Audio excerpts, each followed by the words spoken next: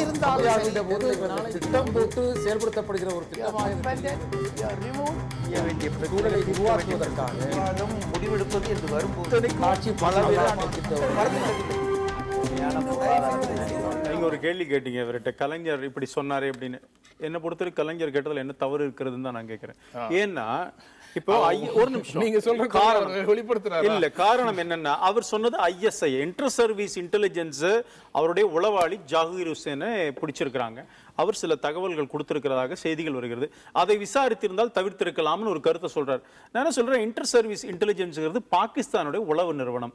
நம்ம ஏன் அது அவர் எப்படி சொல்லலாம், ISI சொல்லலாம், அவர் ஏன் ஜாகிர் ஹுசேன் இஸ்லாமியரா இருக்கிறதுனால சொல்லக்கூடாதுன்னு ஒண்ணும் கிடையாது. பிரச்சனை வந்து ISI உளவாளியா அல்லது மொசாடா, அவர் என்ன சொன்னார், ஏன் அந்த ISI உளவாளிங்கிறது பத்தி அவர் என்ன சொன்னார், ISI உளவாளி அந்த வார்த்தையை ஒரு சம்பவம் நடந்து முடிந்த உடனே அதை பற்றிய ஒரு முதல் அறிக்கைகள் எதுவும், விசாரணை அறிக்கைகள் எதுவும் வெளி வராத சூழல்ல பொறுப்புள்ள பதவியில இருக்கக்கூடியவங்க, கலைஞருடைய ஒரு பார்ட்ட பெரியவங்க, நான் ஏற்றுக்கொள்கிறேன். இந்த மாதிரி இதுல போய் உட்கார்ந்திருக்க, கொடநாட்டுல போய் முதலமைச்சர் உட்கார்ந்திருக்காங்க சொல்றது அரசியல், கண்டிப்பாக அரசியல், அதுல நம்ம பார்க்க முடியுது. ஆனால் ஒரு ISI உளவாளி ஒருத்தர் கண்டு வந்திருக்கிறாரு, பிடிச்சிருக்கிறீங்க, விசாரிச்சிருக்கலாமேன்னு சொன்னதுல ஒரு தப்பு இல்லை. அதுக்காக நாம வந்து இஸ்லாமிய சமுதாயத்தை சார்ந்தவர்கள் சந்தேகிக்கிறீங்களா பேசக்கூடாது. ISI நம்ம நாட்டுடைய ஏஜென்சி கிடையாது. இது அந்த இந்த நாட்டில் எத்தனையோ குண்டுவெடிப்புகளுக்கு ISI துணையோடு நடந்திருக்கிறது, ரிப்போர்ட்ஸ் இருக்குது, ஃபைண்டிங்ஸ் இருக்கு. அதனால அதுக்கு எதுக்கு நம்ம போய் ஒன்றே ஒன்றை பதிவு செய்யறேன். ISI உளவாளி இங்கே கைது செய்யப்பட்டிருக்கிறார். அதெல்லாம் அந்த அதை பின்தொடர்ந்து எந்த வெளிநாட்டு உளவாளி இங்கே இருந்தாலும் விசாரணை செய்ய வேண்டியது நம்முடைய கடமை, அதிலே மறுப்பு இல்லை. ஆனால் ஒரு அடிப்படை உண்மையை புரிந்து கொள்ள வேண்டும். ISI இந்தியாவை சீர்குலைக்க நினைப்பது யதார்த்தமானது, இயற்கையானது. அவன் அப்படிதான் செய்வார், பகை நாடு, பக்கத்து நாடு. ஆனால் அவன் நிச்சயமாக இங்கே இருக்கக்கூடிய முஸ்லிம் சமுதாயத்தில் இருப்பவர்களை தேர்ந்தெடுக்க மாட்டார்கள். தேர்ந்தெடுத்தால் அவர்கள் எளிதில் சிக்கிக் கொள்வார்கள். இதுவரை ISI உளவாளியாக சிக்கியவர்களிலே முஸ்லிம்கள் இருக்கிறார்களா என்று நீங்கள் சொல்லுங்க. விஞ்ஞானிகள் வரைக்கும் ஆகவே நீங்க இந்த பிரச்சனை என்னன்னா, இந்த ஒரு திரைப்படத்தின் வாயிலாக இந்த ஸ்லீப்பர் செல்ஸ் இங்க இருக்கிறாங்க என்று சொல்லி அப்பாவிகளை பாதிக்காம நீங்க தட்டி விடுறீங்க. இப்ப இங்க அதுல பாம்பேல வச்ச குண்டு வெடிப்புல அந்த நம்முடைய அந்த நடிகர் இவரு சஞ்சய் தத்து மாட்டிருக்கிறாரு. அது மாதிரி ISI வந்து இஸ்லாமியர்களை மாத்திரம் இல்ல, பல இடங்கள்ல வேற சமுதாயத்தை சார்ந்தவர்கள் கூட பயன்படுத்துறாங்க. யாரா இருந்தா என்ன, முஸ்லீம் பேர் இருக்கிறதுனால நம்ம வக்காலத்து வாங்க வேணா, இந்து பேர் இருக்கிறதுனால நான் வக்காலத்து வாங்க போறது இல்ல. ISI பேரோல இருக்கிற எல்லாருமே கண்டிச்சுதான். ஒரு உள்ளளவில் காத்திரமான ஒரு சமூகத்தில் எந்த வெளி உளவு அமைப்பும் எதையும் செய்துவிட முடியாது. அதான் இங்க முக்கியம். ஒரு காத்திரமான சமூகத்தை, ஒரு காத்திரமான அரசியல் அமைப்பை கெடுத்த பயங்கரவாதத்தினுடைய தொடக்கமாக அமைந்த செயல் எது என்று அரசியலாக நாம் விவாதிக்கலாம். இந்த சம்பவத்தோட தொடர்புடுத்தவே வேண்டாம். கலைஞரை பொறுத்த வரைக்கும் எது நடந்தாலும் மாமியார் மருமகளை குத்தம் சொல்ற மாதிரி, சரக்குன்னா சடை எனக்கு சாடை எனக்குங்கிற மாதிரி அவர் சொல்றதெல்லாம் வச்சுக்கிட்டு ஒரு விவாதமா நம்ம நடத்திட்டு இருக்க வேண்டிய அவசியம் இல்லை. இதே கலைஞர் ஆட்சியில் உட்கார்ந்தா இதே மாதிரி இந்த மாதிரி அறிக்கை விட்டுருப்பாங்க. எனவே அதுக்குள்ள அந்த விவாதத்துக்குள்ளேயே நம்ம போக வேண்டிய அவசியம் இல்லை. ஆனால் என்னை பொறுத்த வரைக்கும் நான் மிக அழுத்தமாக சொல்வது, இந்தியாவில் ஒரு பிரித்தானிய ஆட்சி காலத்தில் ஒரு புரட்சிகர கண்ணோட்டத்தோடு இது போன்ற குண்டு வைத்தல் மற்ற செயல்களை சரியா இலக்குகளை நோக்கி வச்சாங்க. சாண்டர்ஸை கொன்றான் பகத்சிங், இன்னைக்கும் நம்ம பகத்சிங்காக இது பண்றோம். ஜாலியன் வாலாபாக் படுகொலைக்கு காரணமாக இருந்த டயரை லண்டன்ல போய் சுட்டு கொன்றான் உத்தம் சிங். சர்ச்சிலே அதை பாராட்டினா, ஒரு தேசபக்தனை பார்த்தேன்னு சொல்லிட்டு. இது போன்ற சம்பவங்களுக்கு பிறகு பிரிவினையை ஒட்டி நடந்த கலகங்கள், மக்களுக்கு இடையிலே நடந்த மோதல்கள், மற்றது நவகாலி மற்ற விஷயங்களுக்கெல்லாம் பிறகு ஒரு அரசியல் போக்கை மதவாத அடிப்படையில் ஒரு கொலையின் மூலம் அல்ல, ஒரு சாவின் மூலம் அல்ல, ஒரு இந்திய வரலாற்றில் நடந்த மிக கொடிய பயங்கரவாத செயல் என்பது 92ஆம் ஆண்டு டிசம்பர் 6ஆம் தேதி நடந்த பாபர் மசூதி இடிப்பு.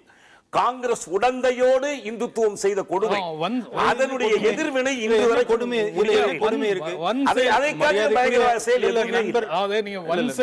வன் செயல்கள் எல்லாத்துக்கும் ஒரு நியாயம் அரசியல் விவாதம் எங்கிருந்து இந்த உளவியல் உடனே ஒரு முஸ்லிம் குற்றம் சொல்லுவது நீங்கள் தான் திசை திருப்பி கொண்டிருக்கிறீர்கள். விஷயத்தை பத்தி பேசாம நீங்க அயோத்தியா பாருங்க, இது நாட்டுடைய இந்துக்கள் நம்பிக்கை வேண்டும் என்ற இந்துக்களுடைய நம்பிக்கை நீங்க அவமானப்படுத்துறீங்க. நீங்க காலனி ஆட்சிக்கு எதிரான தனி மனித வன்முறையை நியாயப்படுத்துறதுன்னு போயிட்டா ஒவ்வொரு காரணத்துக்காக நடக்கக்கூடிய அனைத்து வன் செயல்களையும் நியாயப்படுத்தலீங்க. இங்க என்ன சிக்கல்னா, நம்ம ஊடகங்கள் தீவிரவாதம் பயங்கரவாதம் எல்லாத்தையும் ஒன்னா போட்டு குழப்புறாங்க.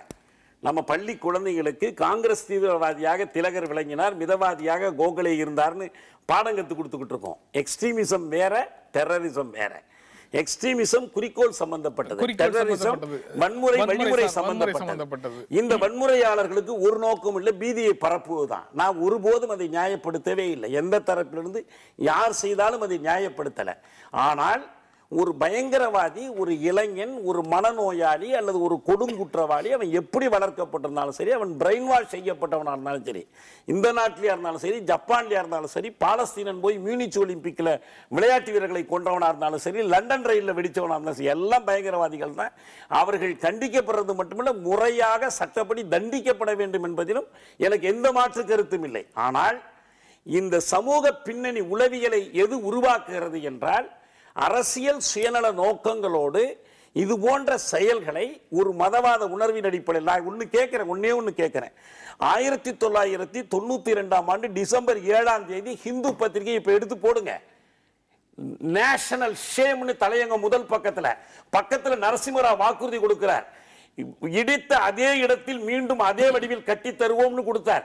ஏன் இன்னைக்கு திமுக உட்பட எந்த கட்சியும், கம்யூனிஸ்ட் கட்சி உட்பட, பாபர் மசூதி இடித்த இடத்தில் அதை திருப்பி கட்டி கொடு என்று ஏன் கோரிக்கை வைக்கல? எல்லோரும் மதவாத அரசியல் பண்ணிட்டு இருக்கிறாங்க. எதை சாந்தப்படுத்த விரும்புறாங்க?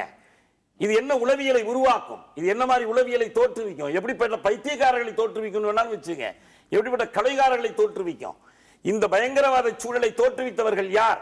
அந்த மசூதி இடிக்கப்பட்ட போது முரளி மனோகர் ஜோஷியுடைய தோளில் ஏறி உட்கார்ந்து கொண்டு சந்தோஷப்பட்டு கும்மாளமிட்டது யார்? தவறா பேசுறேன், கண்டிக்கிறேன். ஒரு பெரியவரா இருக்கிறீங்க, உங்க இஷ்டத்துக்கு எல்லாம் பேசக்கூடாது. அதாவதுங்க, இது மாதிரிலாம் பேசிட்டு இருக்கிறது விவாதமே கிடையாது. நீங்க ஒண்ணு புரிஞ்சுக்கோங்க, பாரதிய ஜனதா கட்சி நாங்க முதல்ல இருந்து எங்களுடைய செயல் திட்டத்தை சொல்லி இருக்கிறோம். அந்த இடத்துல மசூதி இல்லை. 1949 இருந்து அங்க ராமருடைய விக்கிரகம் இருக்கிறது. அங்கே நடத்தப்படவே இல்லை. 49 தொழுகை நடத்தல. உங்களுக்கு அயோத்தியா விஷயத்தை பத்தி தெரியாம நீதிமன்றத்துக்கு கொடுத்த வாக்குறுதி என்ன ஆயிற்று? என்ன பேசலாம் நீங்க பேசுறீங்க, என்ன பேசலாம்? 49க்கு பிறகு அங்கே ராமருடைய விக்கிரகம் இருக்கிறது. 86 திறந்து விடப்பட்டிருக்கிறது. அங்கே தொடர்ந்து அங்கே ராமர் அங்கே வழிபாடு நடந்து கொண்டிருக்கிறது. சும்மா தேவையில்லாம நீங்க பிரச்சனையே மரியாதைக்கு தியாக அவர்கள் திசை திருப்புறா என்பது மாத்திரமல்ல, அயோத்தியா பிரச்சனையை தயவு செய்து அடிசோடியை தெரிஞ்சுக்கோங்க. விஷயம் தெரியாம பேசுறீங்க. நினைவு சின்னம் இடிக்கப்பட்டு 1000 கல்லறைகள் உருவாவதற்கு காரணமாக அமைந்த நிகழ்ச்சி அது. பிடிக்கலாங்கிறதுக்காக நீங்க இஷ்டத்துக்கு பேசக்கூடாது. தயவு செய்து அயோத்தியா விஷயத்தை முதல்ல இருந்து படிங்க. நீங்க தயவு செய்து ஒன்ன புரிஞ்சுக்கணும். நம்ம நாடு பிரியும் போது பாகிஸ்தான் முஸ்லீம் நாடுன்னுட்டு முஸ்லீம் மதத்தை இது பண்ணிட்டாங்க. நம்ம மக்களுக்கு வியாதிப்போம். ஆனால் இந்தியாகப்பட்டது ஒரு இந்து நாடாக பிரியவில்லை. இதை நீங்கள் உணர வேண்டும். செக்குலர் கண்ட்ரி, செக்குலர் அப்படின்னு தான் நம்ம நாடு. India is was secular, is secular, will be secular because of Hindus, 85% Hindus. ஆமாங்க, உலக நாடுகள் எடுத்து பாருங்க. உலக நாடுகள்ல பல நாடுகள் 35-40% இஸ்லாமிய நாடுகள் அறிவிக்கப்பட்டிருக்குது. கிறிஸ்துவ நாடுகள்லாம் போய் பாருங்க. ஆனா 85% இந்தியால இந்துக்கள் இருக்கிறனால இந்த நாடு செக்குலர் கண்ட்ரியா இருக்கு. செக்குலர் கண்ட்ரியா இருக்கு. இந்த குண்டுவெடிப்பை இந்த குண்டுவெடிப்பை பற்றி பேசலாம். ஒரு இடைவேளைக்கு அப்புறம் நம்ம தொடர்ந்து பேசலாம். ஒரு இடைவேளைக்கு அப்புறம் நம்ம தொடர்ந்து பேசலாம். அதாவது இந்த ஒரு இடைவேளைக்கு அப்புறம் நம்ம தொடர்ந்து பேசலாம்.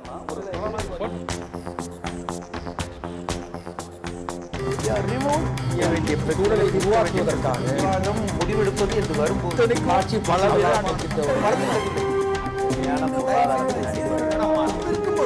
எதிர்த்து பேசிட்டு